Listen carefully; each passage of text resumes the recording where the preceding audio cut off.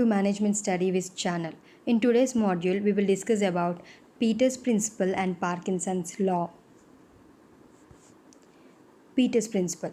The Peters Principle was laid out by Canadian educational scholar and sociologist Dr. Lawrence J. Peter in his 1968 book titled The Peters Principle.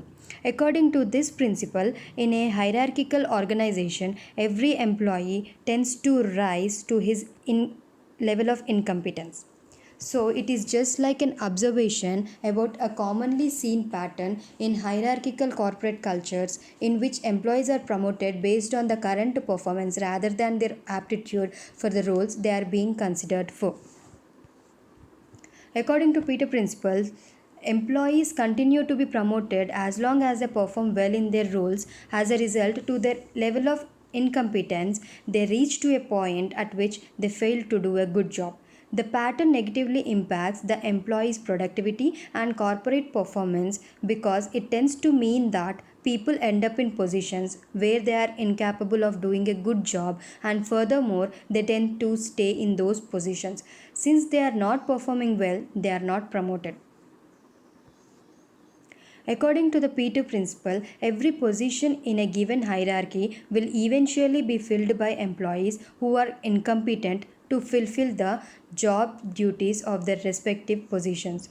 Peter called the tendency to kick the employees upstairs, that means promote them to the management positions, and percussive sublimation. So he suggested it was a method to keep them hampering from more productive workers. Percussive sublimation is in turn related to the Dilbert principle, which maintains the real purpose of the hierarchy to provide managerial roles that will minimize the ability to those employees to interfere with the actual work being accomplished by more productive staff members. Now, Parkinson's Law.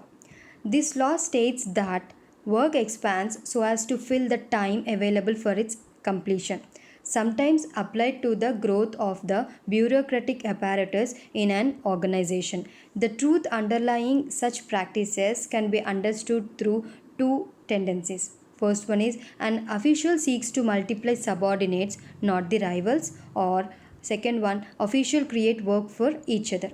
This phenomenon is well exemplified with the help of the rising pyramid illustrated through the figure given below. So friends, before explaining the figure, let us take an example and try to understand this Parkinson's law. If a civil servant A believes he is overworked, then there are three possible remedies for him. First one is resignation. Second one is asked to half, that is, divide his work into two equal parts. That means to have a colleague to share his work. So he is named as B. Seek the assistance of two subordinates C and D. So the first two options are unlikely that resignation would involve loss of pension rights, and sharing work with the colleague on the same level would only bring in a rival for promotion. So what A would like to choose? Let us see in the next slide. So A would prefer the appointment of two junior staff members, that is C and D. This would increase A's status. There must at least two subordinates so that the work can be divided between C and D subordinates. A will be the only person who understands the works of C and D. Furthermore, each subordinate is kept in order by fear of others' promotion. When C complains of overwork, A, with the agreement of C, will advise the appointment of to assist other more two subordinates like E and F. However, as D's position is much the same, and to avoid the internal friction, two assistants G and H will also be recommended to help D. So now there are total 7 people. Those are A, C, D, E, F, G, H doing what 1% before, and the promotion of A is almost certain. So friends, this is called as the rising pyramid of Parkinson's law.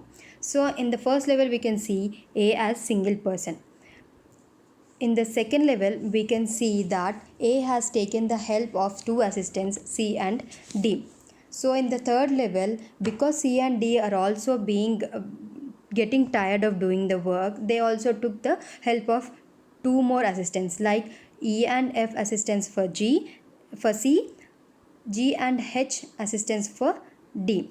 So now with these 7 people, the second stage comes into operation. The 7 people make so much work for each other that they are fully occupied, and A is actually working harder than ever.